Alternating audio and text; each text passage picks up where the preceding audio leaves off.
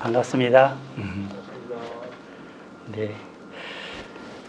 저희들이 10계명을 시작한 지가 얼마나 됐죠?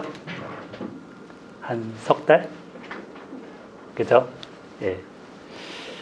이렇게 굉장히 오래 한다. 이런 생각 가질 수 있을 겁니다. 예. 되게 10계명을 한 절 한 절, 한 계명 한 계명 자세하게 다뤘었거든요. 근데 왜 이렇게 했을까요? 이걸 생각해 보면서 자세에 대해서 생각하게 됩니다. 우리 다은이 피아노 배우죠? 주한이도 피아노 배우죠? 네. 배울 때 이렇게 자세를 먼저 잘 선생님이 지도하잖아요. 네. 그래서 자세가 삐뚤어지면 음을 막 치는 것, 막 연주하는 것보다 먼저 그 자세가 바르게 되도록 선생님이 도와줍니다. 그죠? 그러니까 빨리 뭔가 곡을 만들어서 바라락 이렇게 치고 싶은데 그거보다 찬찬히라도 이렇게 자세를 잘 갖추고 하면 나중에는 어떤 어려운 곡도 잘 칠 수가 있을 것입니다. 그죠? 수영도 그런 것 같아요. 수영도 그냥 안 배운 사람은 막 개헤엄하고 이렇게 무대뽀로 하잖아요. 그런데 선생님한테 잘 배우면 아주 각이 나오죠. 이렇게 탁탁 하는 그 각이 나오면서 이제 계속 연습을 하면 굉장한 속도로 수영을 하게 됩니다. 이것처럼 신앙의 기본 자세, 신앙의 기본기는 이 10계명에 있습니다. 이 10계명을 우리 마음판에 잘 새길 때 그것을 우리의 현실 속에 적용할 때 바른 신앙이 되는 것입니다. 이 바른 자세가 없이 신앙생활을 수십 년을 한다고 하더라도 제대로 갈 수가 없는 거죠. 바른 자세가 갖추어져야 더디더라도 바른 신앙으로 갈 수가 있는 것입니다. 우리가 모세오경 보면 이 10계명의 반복입니다. 레위기에도 반복될 거고요. 민수기에도 반복될 거고 신명기에도 반복될 겁니다. 왜 이렇게 반복할까요? 중요하니까. 또 바른 자세를 갖도록 하기 위해서입니다. 그런데 이 10계명의 이 부분이 기본기가 안 돼 있으니까 역사서 속에 어떻게 돼요? 완전히 망가져 가죠. 예. 그 한 계명 하나하나가 이어지면서 고리가 끊어지면서 한 부분이 어긋나면 다른 부분이 어긋나고 완전히 10계명 전체를 어기는 그런 사회가 돼버리는 것입니다. 그래서 저희들이 이렇게 몇 개월이지만 또 10계명 찬송가도 부르고 이렇게 하면서 기본기를 다지는 시기라고 이해를 하시면 좋겠습니다. 지난주에는 어떤 법을 들었을까요? 배상법이라는 것을 배웠죠. 배상법. 도둑질한 것에 대해서 배상하는데 어떻게 얼마 정도 배상하라? 가장 좋은 것으로 배상하라. 이렇게 배웠습니다. 그리고 이제 이어서 오늘은 또 다른 법이 나오는데요. 이것은 도덕법이면서 보호법이라고 합니다. 따라해볼까요? 보호법. 보호하기 위한 법입니다. 누구를 보호할까요? 약한 사람, 어려운 사람, 힘든 사람을 보호하는 법입니다. 자, 그래서 전체적으로 우리 16절부터 31절까지 볼 건데요. 16, 17절은 그 남녀 사이의 결혼 관계에서 그 약한 자에 대한 보호법입니다. 그러니까 남자보다는 아무래도 여자가 이 당시도 보면 약자죠. 그래서 그 여자를 보호하기 위한 법을 이렇게 주셨습니다. 그 다음에 21절, 좀 넘어가서 21절부터 27절까지는 또 보호법이 나오는데 사회적 약자에 대한 보호법입니다. 사회적 약자가 어떤 사람이 있을까요? 나그네, 고아, 과부, 또 가난한 자, 이런 자들이죠. 이런 사람들을 보호하기 위한 법입니다. 그 사이에 나오는 게 있어요. 예, 그 18절부터 20절에 이런 사람들은 보호할 자들이 아니라는 거예요. 멸할 자, 죽일 자라고 하십니다. 무당, 짐승과 행음하는 자, 다른 신에게 제사를 드리는 자, 이런 자들을 말합니다. 그러니까 이 사회 윤리를 위해서 멸하라고 하시는 거죠. 보호를 받는 자들이 아닌 멸함을 받는 자. 그래서 오늘 설교 제목이 주보에 뭐라고 했나요? 멸할 자와 보호할 자. 따라해볼까요? 시작. 멸할 자와 보호할 자. 예. 멸할 자는 누군지, 보호할 자는 누군지 예, 나타납니다. 그런데 이걸 듣는 청중인 이스라엘 백성들 있잖아요. 이들에게는 하나님이 너희는 뭐가 되라고 하냐면 거룩한 자가 되라. 예. 그래서 31절에 보면 너희는 내게 거룩한 사람이 될지니 라고 하셨습니다. 어떻게 거룩한 사람이 됩니까? 보호할 자를 보호해 줄 때, 멸할 사람을 멸할 때 거룩한 사람이 됩니다. 예, 그래서 오늘 이 말씀으로 한 거룩한 자가 어떤 자인지 한 4가지로 말씀을 드리고자 합니다. 창출애굽기 22장 16절 같이 읽어보겠습니다. 16절 시작. 사람이 약혼하지 아니한 처녀를 꾀어 동침하였으면 납폐금을 주고 아내로 삼을 것이요. 어떤 사람이 이제 처녀를 꾀었다고 합니다. 처녀는 결혼 안 한 사람이죠. 예, 우리 어린이들 수준이 아니고 한 20대, 10대 후반부터 한 30대 전반, 하여튼 결혼 안 한 여인, 처녀. 이 처녀를 꾀었다 그래요. 꾀었다. 꾀인다는 건 뭐예요? 유혹하는 거죠. 이렇게 말로 또는 좋은 것을 약속하면서 데리고 간 겁니다. 그리고 나서는 오빠 믿지? 이러는 거 있잖아요. 오빠 믿잖아. 그래서 예, 그러면서 이제 잠자리를 같이 한 거예요. 예. 근데 이것에 대해서 보통 뭐라 그래요? 강간이라고 하죠. 강간. 이거에 대한 처벌은 우리 십계명 할 때 뭐라 그랬어요? 그 남자를 죽이라. 예. 사형시키라. 이거였습니다. 만약에 들판이었으면 그렇고 도시 아니면 두 남녀를 같이 죽이라. 이런 말씀도 있었습니다. 근데 여기서는 그런 말씀이 아니에요. 그죠? 뭔가를 돈으로 갚아주라라고 하고 계셔요. 그러니까 아마도 이거는 그 일반적인 강간이라기보다는 혼인을 빙자한 그런 간음, 사기친 행동, 이런 행동을 말합니다. 그래서 이 꾀임에 당한 처녀는 약한 자입니다. 한 남자에 의해서 속아서 일방적으로 당했고 자기의 몸이 더럽힘을 받아서 정말 괴롭게 된 거죠. 앞으로 혼사길도 막힐 수 있는 그런 여지가 되게 된 것입니다. 근데 하나님께서는 이런 남녀과의 사이에 이런 문제가 생기면 어떻게 하라고요?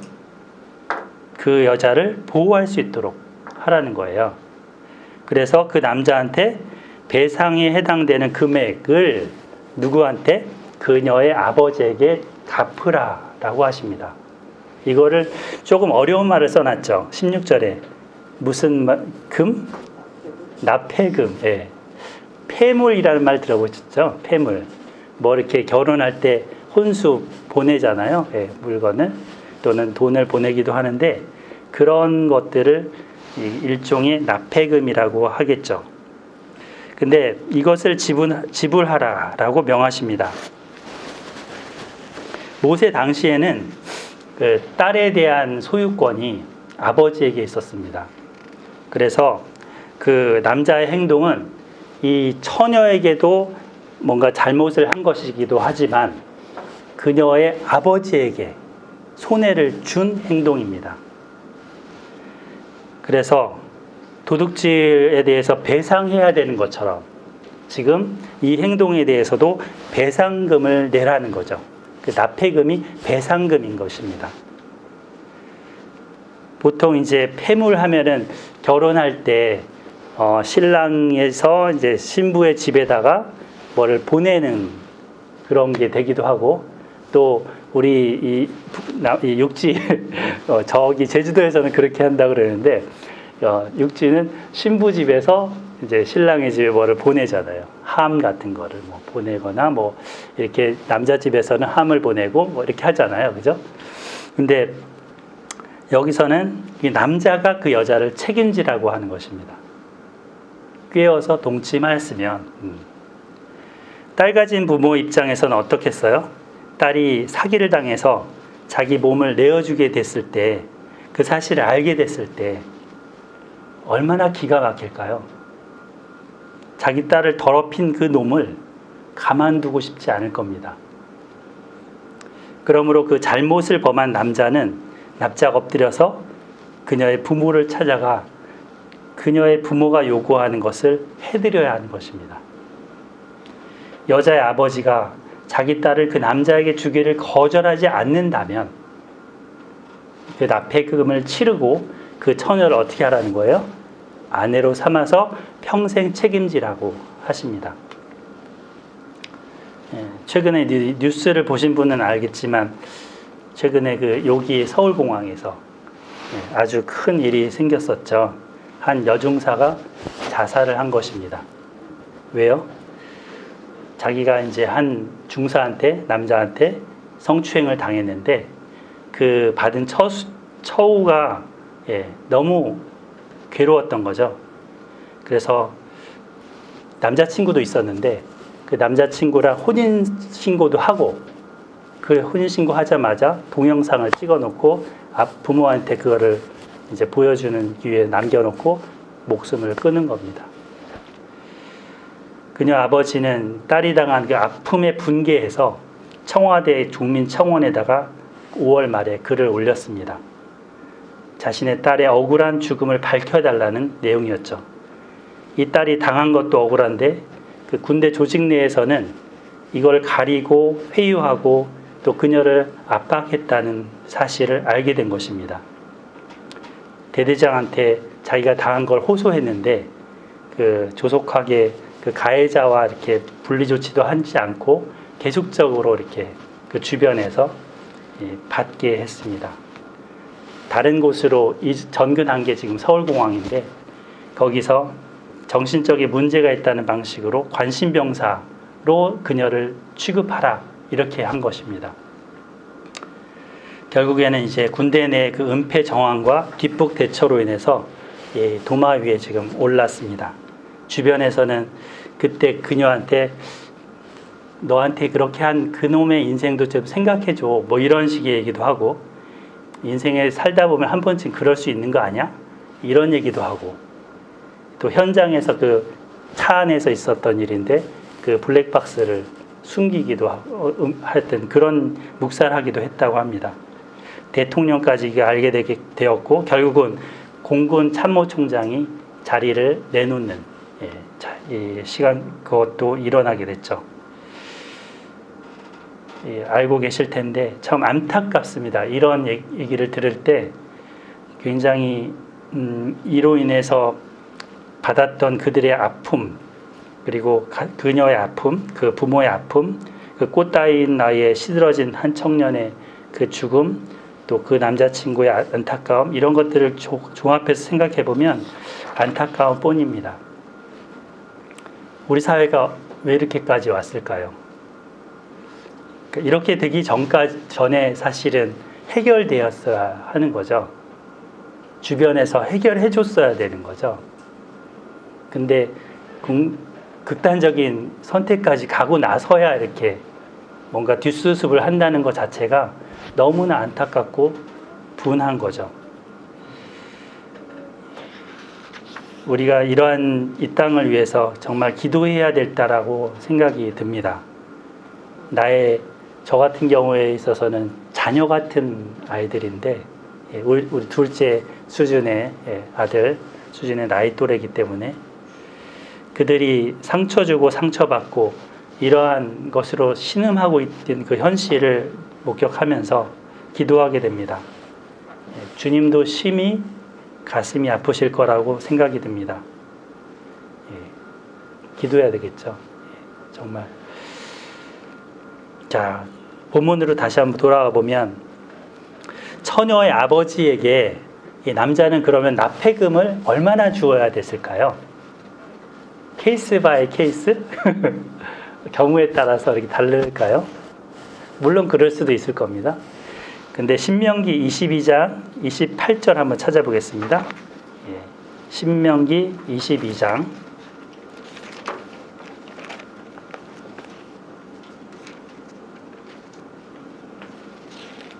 성경을 이렇게 찾아서 보도록 하죠. 화면에는 띄워놨어도 또 성경 직접 찾아서 보면 앞뒤 구절을 같이 볼 수 있습니다. 28절, 29절 같이 한번 보겠습니다. 네, 28절을 읽어주실까요? 시작.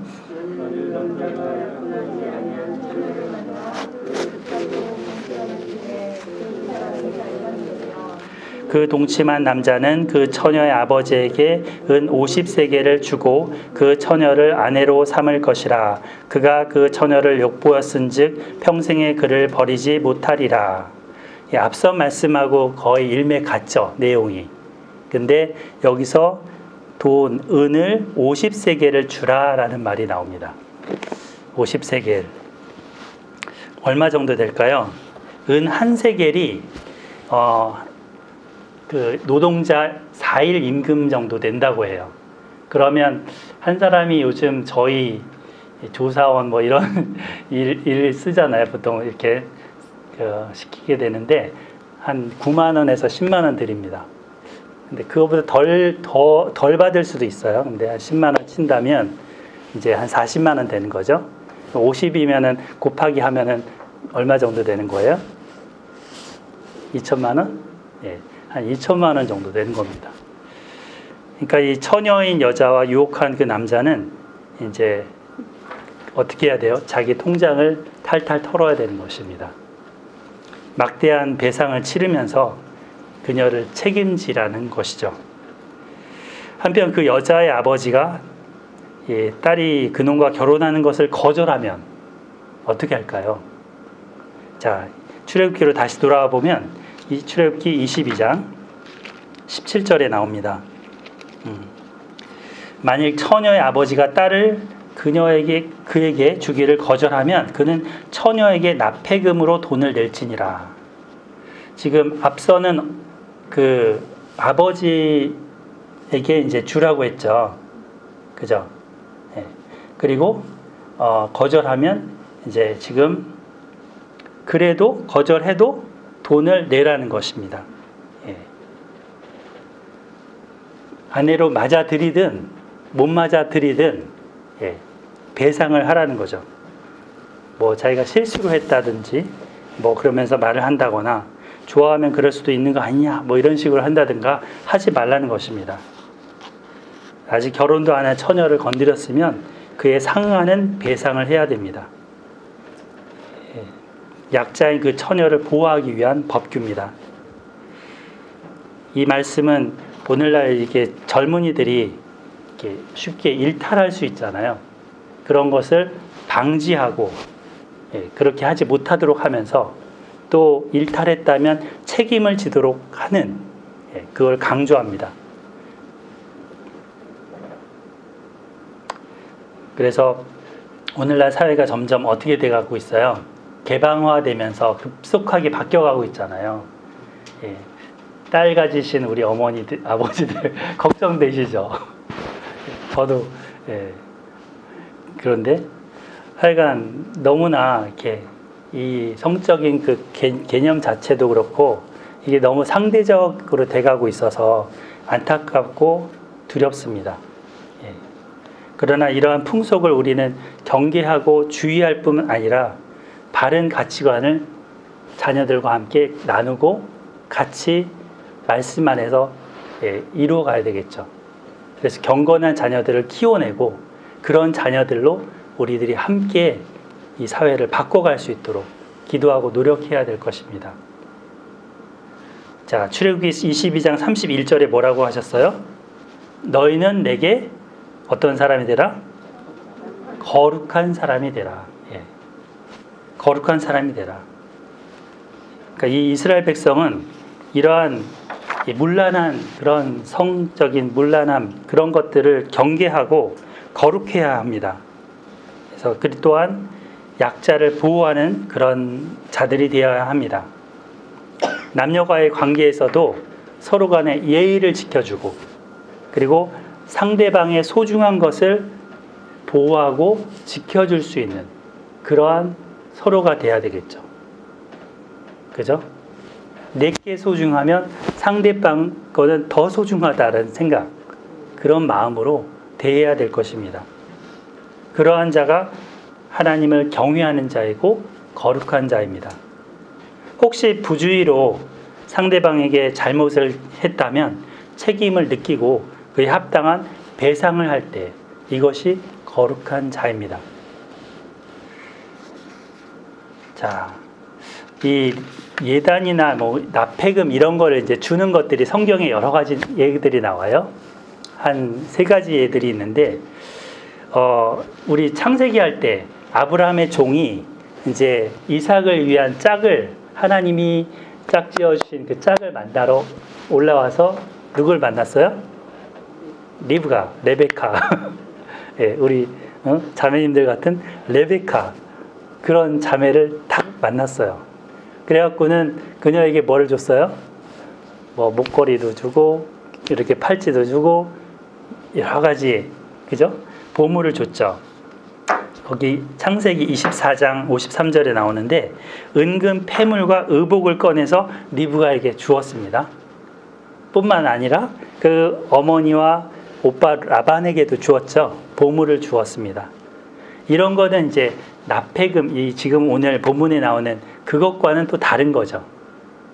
그러니까 뭔가 배상, 대가 뭐 이런 개념이 아니고 감사와 그 리브가를 이삭이 아내로 보내주는 것에 대한 감사의 표현이고, 그죠? 또 그녀에 대한 이제 사랑의 표현인 거죠. 예. 그런데 이제 이 납폐금하고 비슷한 것이 나와요. 야곱 때 디나 사건, 그죠? 그 디나 사건 때 누구한테 디나가 이제 막 당했어요? 세겜 성읍에 들어가서 같은 이름 가진 세겜 성읍에 들어가서 세겜이라는 사람한테, 그죠? 당한 거죠. 이것처럼 유혹을 당해서 동침하게 되므로 몸을 이렇게 망가지게 되는 그러한 아픈 사건이 있었습니다. 이때 이 세겜이 이제 찾아왔죠. 찾아와서 하는 말입니다. 창세기 34장 12절 찾아볼까요? 창세기 34장.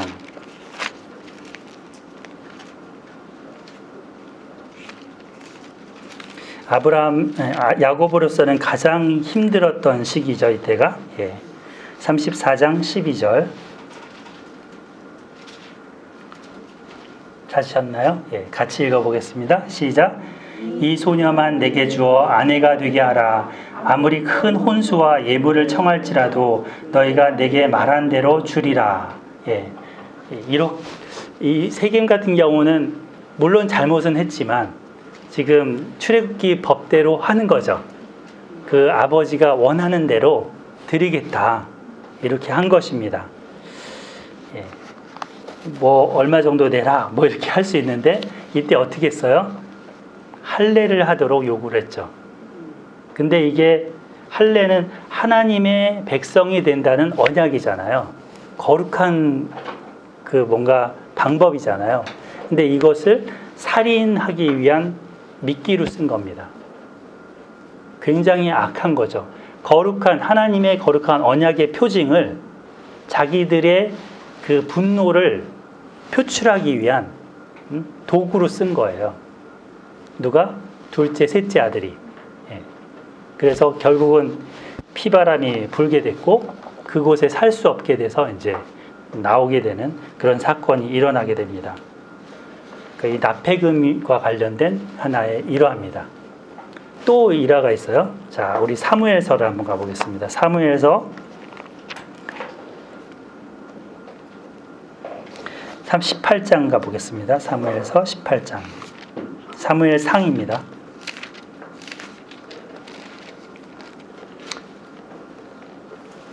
네. 사무엘상 17장에는 놀라운 사건이 있죠. 다윗이 그 거인 골리앗을 때려 눕히고 그의 목을 베면서 전쟁을 이기는 놀라운 사건이 있었습니다.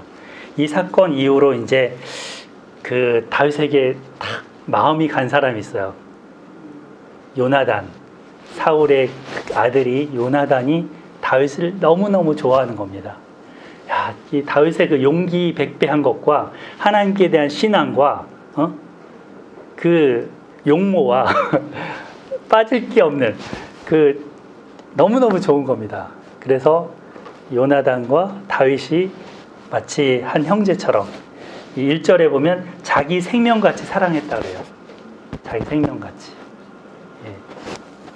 자, 그리고 나서는 이제 그 집에 있게 되는데, 같이 있게 되는데, 이때 또 어떤 일이 있느냐. 6절부터 보면 이렇게 전장에서 돌아올 때 다윗이 이제 돌아오는데 여인들이 무슨 말을 합니까? 소고치면서 춤추면서 환영을 하는데 사울이 죽인 자는 7절에 나오죠. 사울이 죽인 자는 천천히요 다윗은 만만히로다. 그러니까 사울도 위대한데 다윗은 더 위대하다 이거죠. 사울 최고. 근데 다윗은 대빵 짱짱 뭐 너무너무 이렇게 막 치켜 세운 거죠. 이 말을 듣고는 사울이 빡 돌았죠. 너무 화가 난 거죠. 아니 나한테는 천천을 돌리고 다윗한테는 만만을 돌려? 예. 사실 이러면서 이제 그 시기심이 발동해 갖고 다윗을 9절에 보면 주목하였더라. 눈여겨보게 됐더라. 그 어떻게 받아들였으면 괜찮았을까요? 사울이. 여러분 생각은 어떠세요?